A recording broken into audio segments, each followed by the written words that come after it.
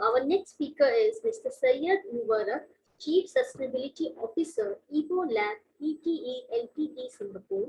Mr. Syed is sustainability and technological veteran with over 30 years of proven experience in trending the change within organization to adopt technologies, innovation, business process improvement, and stakeholder engagement to future-proof assets. He has played strategic roles in formulating sustainability and ESG framework, policies, process for organization to align with international standards, meeting regulatory requirements, and mitigating risk to sustain the business sustainability. He has managed multi-million square feet of real estate facilities to realize carbon reduction, energy and cost saving, water conservation, and engaging the community to lead a sustainable lifestyle. And today he will be sharing his valuable insights on the topic decarbonization trends in built environment real estate. Over to you, Mr. Syed. Thank you, Ananya. Good evening, good morning to everyone. It's my pleasure, a real honor to be here. And thank you to Santosh for setting up this great platform for leaders to come here and to share their thoughts and insights. And of course, here Dion spoke about a lot about financing and access to finance, and Hussaina spoke about partnership and collaborative partnership in evolving sustainable development goals. And in my context today, I will share more related to real estate sector, which is one of the biggest contributor for carbon footprint and also one of the biggest challenge in relation to achieving sustainable development goals. So Ananya, can I share my slides? This is Syed.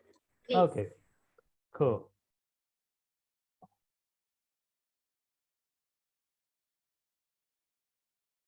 All right, so as I mentioned, my subject today is all about real estate sector.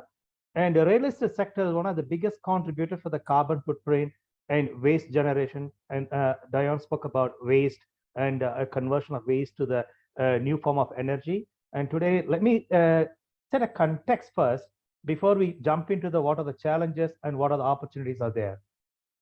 So the context here is very, very important today.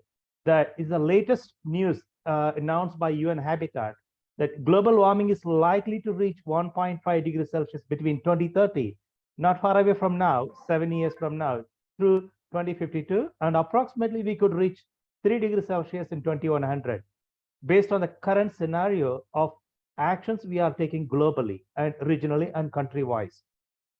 As you know that almost more than 58% of people live in urban area as of now, almost 4.2 billion. And we could be adding another 2 billion people in the next decades to come into the cities, that is smart city development. So that contribute over 70 to 76% of carbon emission globally as of today, out of 35 billion tons of carbon. So we know that how important it is, right? And before we jump into the real estate sector, I want to set a context that there are 7 market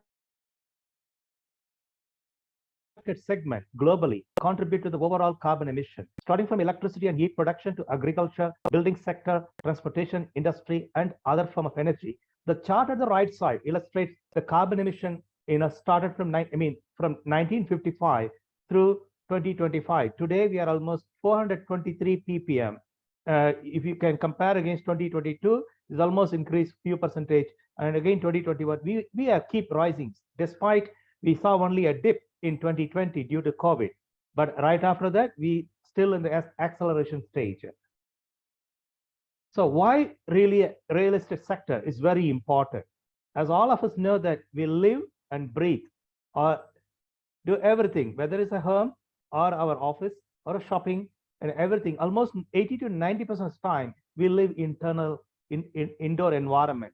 So the built environment really contribute to one of the biggest culprit, I would say, in the context of carbon emission. So here, if you look at the chart, the 2 chart here, one illustrates about 34% of global energy production consumed by real estate sector, whether it's residential, non-residential, and industrial related built environment. And the chart on the right side shows almost 37% of carbon emission attributed from real estate sector. And if you notice that in 2021, there are 10 gigatons of carbon emitted just from built environment, which is ever highest recorded in the history of real estate sector. So this is really, really very important, the area we really need to focus on. So the next chart illustrates, is also from IEA. Of course, we see there are good movement in the emission intensity and energy intensity in the context of built environment. There is almost 7% reduction compared against 2015 to 2021, or in the context of energy intensity, drop from 153 to 152 kilowatt, very minor change. Having said that, the built total environment space increased from almost 242 billion square meter as of 2021. I will share again in the next slide that the buildings, whatever built today, almost 2/3 of the built environment will be on stock until 2040, meaning that those buildings are built back in 1950 to 2020.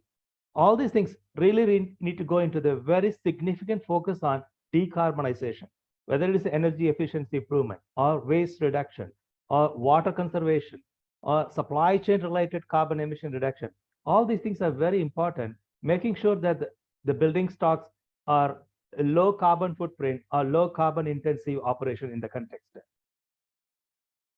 So this is a chart actually from IEA. It predicts that real estate environment has to achieve net zero by 2050. And if you can see that, we will be adding another 230 billion square meter of space from now through 2060. So with addition of 2 billion people getting into the city level, meaning that we really need to decouple the carbon emission against the built environment. So how is it going to happen? That's where the technology comes into place, and of course engaging people, which is very crucial. And that's exactly what GCPIT, with the ecosystem of people and technology, we could play a very important role, making sure that the real estate sector can achieve a significant carbon reduction and enabling sustainable development goals.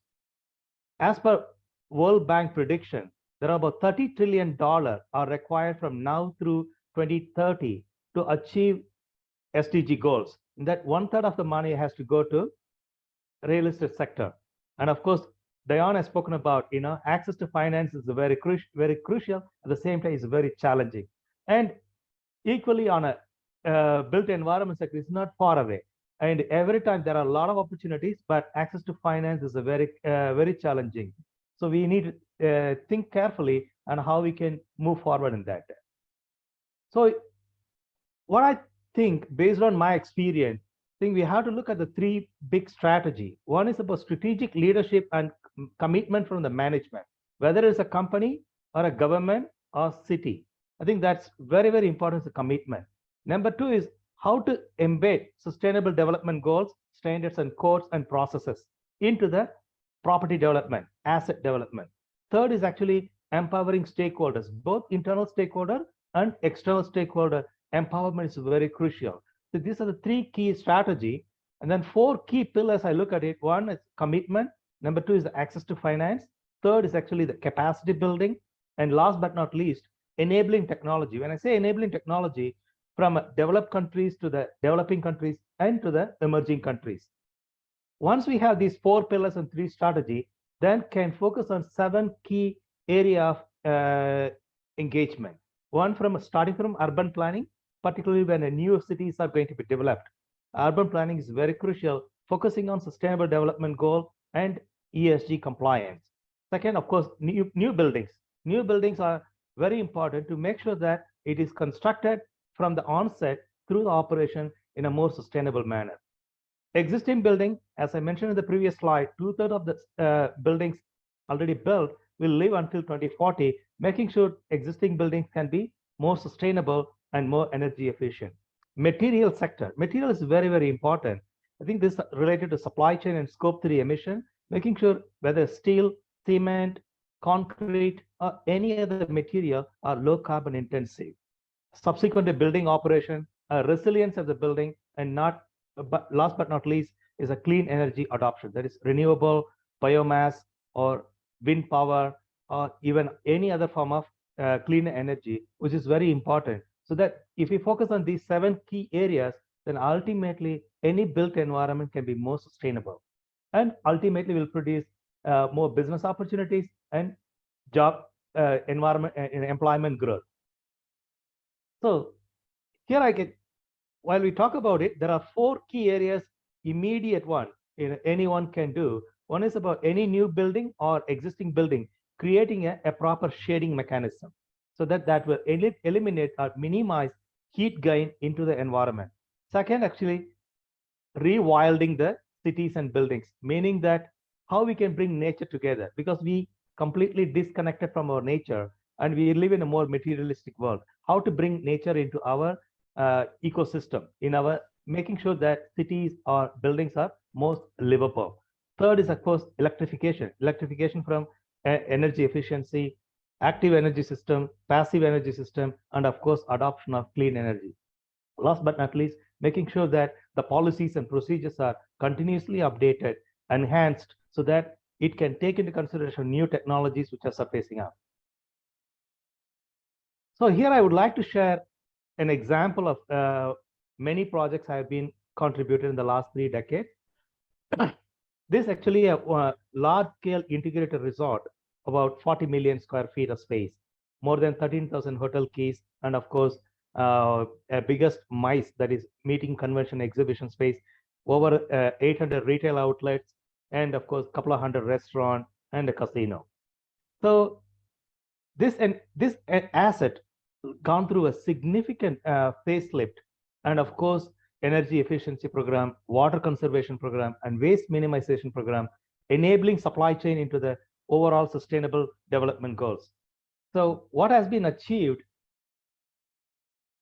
over a year of from 2010 to 2020, we almost able to cut down 58% of carbon emission with investment over $100 million. Of course, here access to finance is a very crucial in order to make sure that any efficiency projects or renewable projects can be executed in a timely manner.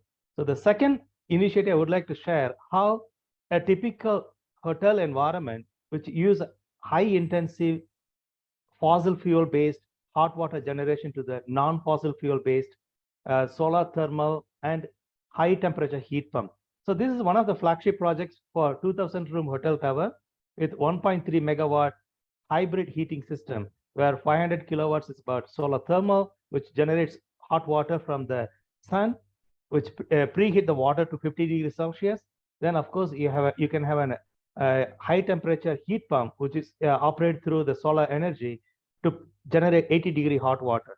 With this context, the overall efficiency of the heat generation has been improved almost 60%, and it gives almost a 5-year return on investment, because any projects you venture into, investment against return on investment, which is very crucial in order to succeed the project finance enablement.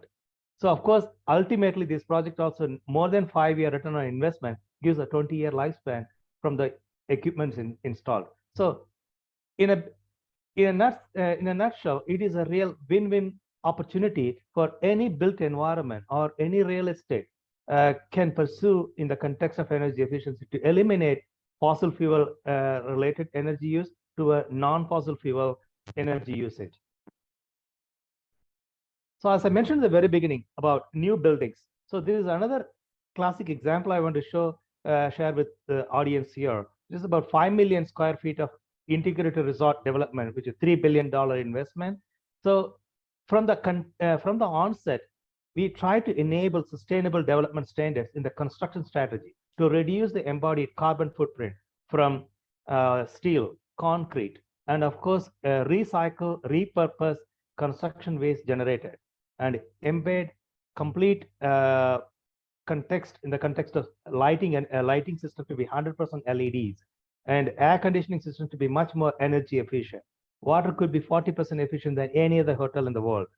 So I think this is another classic example that how it is important that from the onset of the asset development, SDG goals has to be embraced and ESG compliance has to be embraced so that the funding can be enabled, making sure that assets are developed more sustainable manner and it will allow to operate over next 30 to 40 years in a more environmental friendly operational. Having said that, today, if you 20 years before and now, the digitalization has gone in a very significant growth. So real estate sector, like any other sector, has a huge opportunity to embrace digital solutions to decarbonize, whether it's AI, machine learning, IoT. And there is a lot of solutions available. It's very important that you really choose the right one in order to succeed your SDG goals.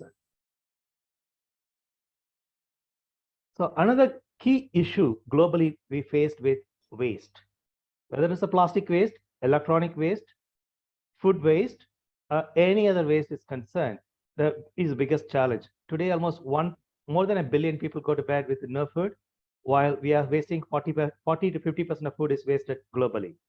So we really need to focus on how we can move towards a zero waste methodology.